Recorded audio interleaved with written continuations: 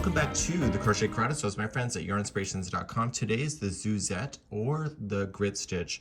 It is the same stitch but known by two different names. So there's two different videos, the grit stitch and the Suzette. They are both technically the same video because people won't realize it's the same stitch.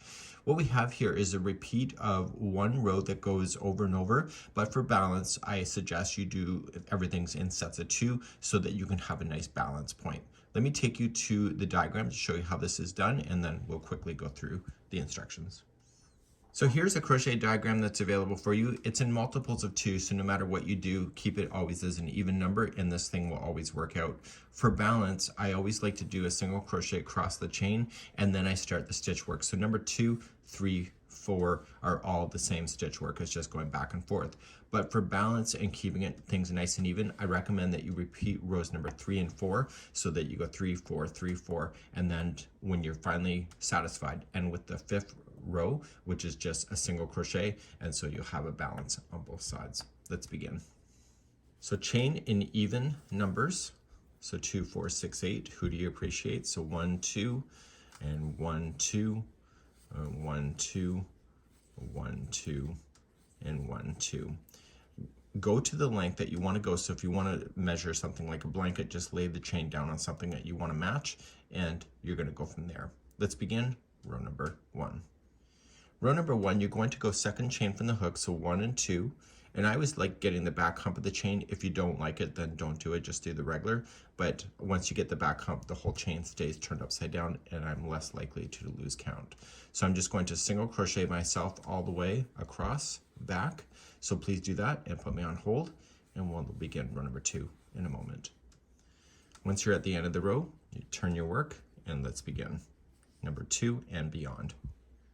As I mentioned, every row is going to be the same going forward, and I'm going to show you a cheating technique when you decide that you're finished, just in case you're not paying attention to the rows.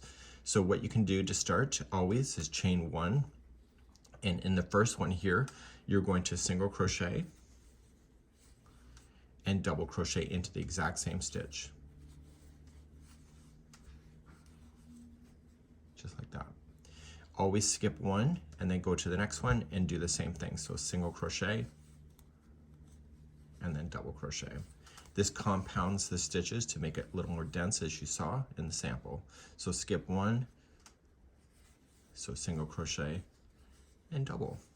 So please do this all the way across, and you can put me on hold now and do that, and I'll be finishing the end of the row in just a second. So just put me on pause and get to the end of the row.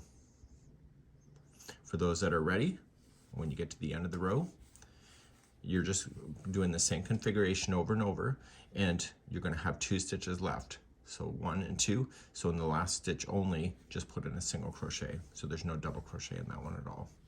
And that was row number 2. So we'll flip our work and let's do row number 3.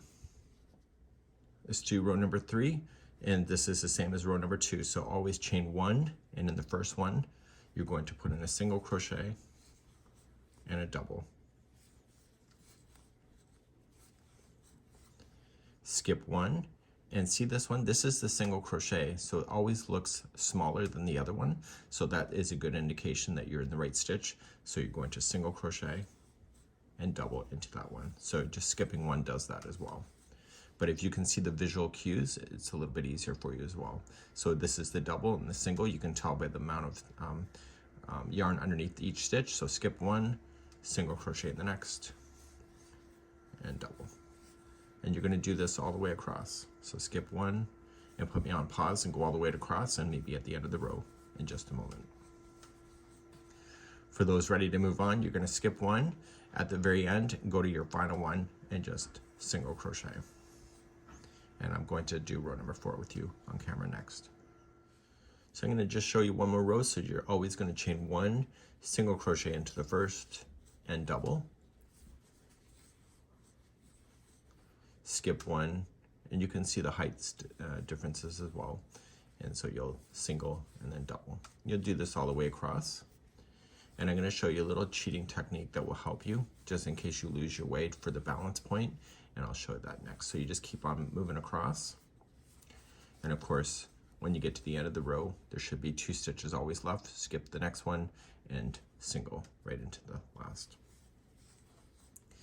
and you're going to turn your work, and I'm going to talk to you about that little cheating technique.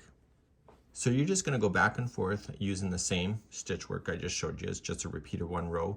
But for balance point, do you see where the tail end is here? This is the right side of the work when the tail is on this side.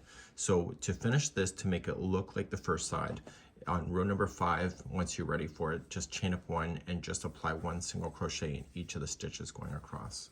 And this will give you a nice finished look so that you have the upper and the lower borders looking very similar to each other.